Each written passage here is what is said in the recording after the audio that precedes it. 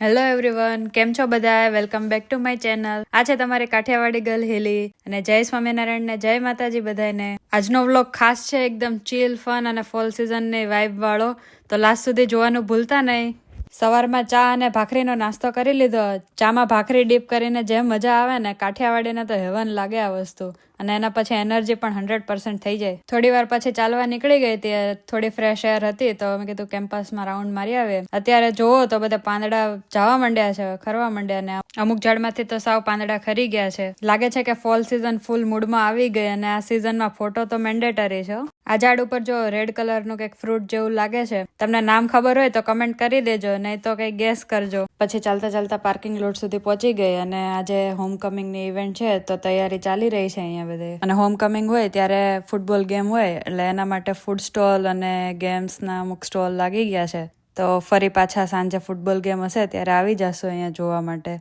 હોમકમિંગ હોય ને એટલે આખા સિટીમાં પરેડ નીકળે, બધી અલગ અલગ બધા ડેકોરેશન કરે, એલ્યુમિની આવે અને આખા સિટીમાં આવી રીતે ગોલ્ડન અને પર્પલ કલરના ફ્લેગ લગાવી દીધા હોય અને પછી ત્યાંથી રસ્તેથી બધે પરેડ નીકળે. આ પરેડમાં બધા કાર ડેકોરેશન કરે, પછી ફેસ પેઇન્ટિંગ કરે અને એવી રીતે કરીને પરેડ નીકળે. મ્યુઝિશિયન હોય તો મ્યુઝિક ને બધા શો હોય વચ્ચે વચ્ચે.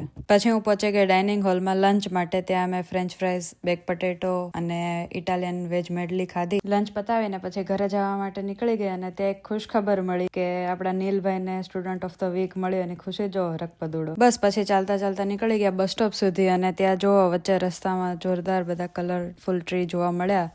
ફોલના કલર ગ્રીનમાંથી રેડ, ઓરેન્જ ને યલો ને બ્રાઉન ને બધા અલગ અલગ, એકદમ ઝક્કાસ લાગે. અને આ મોમેન્ટમાં બસ ફિલ્ટરની જરૂર નહીં એવું છે. આ સિઝનમાં કદાચ થોડું ઇમોશનલ પણ ફીલ થઈ જાય, કેમ કે ઇન્ડિયામાં જે વાતાવરણ હોય ને એની યાદ આવી જાય. પણ આની બ્યુટી જ કંઈક અલગ છે એટલે જોવાની પણ બહુ મજા આવે ને વેધર પણ સારું હતું. દેશ ભલે બીજો હોય પણ વાઇબ તો કાઠિયાવાડી જ આવે. બસ આમ કલરફુલ પાંદડા જોતા જોતા બસ સ્ટોપ સુધી પહોંચી ગયા. સાંજ પડી ગઈ અને સાંજે ફૂટબોલ ગેમ જોવા માટે નીકળી ગયા. અને પાર્કિંગ લોટ તો જો કેટલું ફૂલ થઈ ગયું છે અને લાગે કે બધા આવી ગયા છે ગેમ જોવા માટે. અને કંઈ પણ હોય ને તો અમારે બસ ના આવે એટલે ચાલતા ચાલતા જવું પડે. પણ આ પાર્કિંગ લોટ જો કેટલો ફૂલ છે. અને અહીંયા એન્ટ્રી ગેટ ઉપર મને મારી બે ફ્રેન્ડ મળી ગઈ. પછી અમે એન્ટ્રી લઈ લીધી અને અંદર પહોંચી ગયા. અને આ વેરી ફર્સ્ટ ટાઈમ છે કે ફૂટબોલ જોવા અમે અમેરિકામાં આવે ને, એ અમેરિકન ફૂટબોલ. અને અમને ખબર નહોતી કે આ ગેમ કેવી રીતે રમાય, રૂલ શું છે અને સ્કોર કેવી રીતે જોવાય. તો અમે જોતા હતા એમને અને પછી જોયું તો આ બધા એકબીજાને પાડે ને એવું જ લાગે જો અહીંયા ધક્કા મારીને. પણ એ એકચ્યુઅલમાં બોલ બચાવતા હોય એકબીજાથી, એવી રીતના હતું. અને ફૂલ મોજ આવી ગઈ.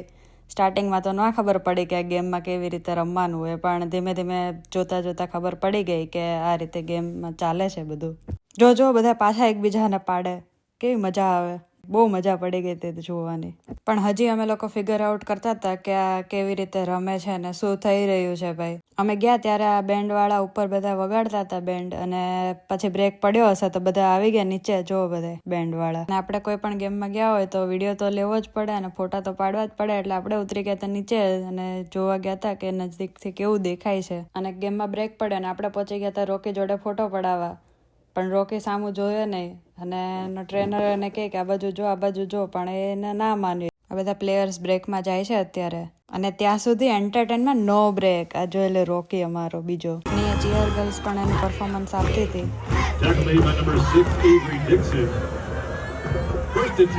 અને અહીંયા રોકીને એના નખરા ચાલુ જો. અને પછી સડનલી વેધર થોડું રેની થઈ ગયું હતું અને છાંટાઈ આવતા હતા. અને અહીંયા લોકો પિરામિડ કર્યું હતું. બાકી અહીંયા સ્ટેડિયમનો નજારો જો કેવો જોરદાર લાગે. આ સાઈડનું આખું સ્ટેડિયમ ફૂલ થઈ ગયું હતું, કે સ્પેસ જ નહોતી. બસ પછી અહીંયા આ લોકોના પરફોર્મન્સ ચાલુ થઈ ગયા. અને જો હવે બેન્ડ વાળા ને મ્યુઝિક, ડાન્સ ને બધું ચાલશે. એન્જોય.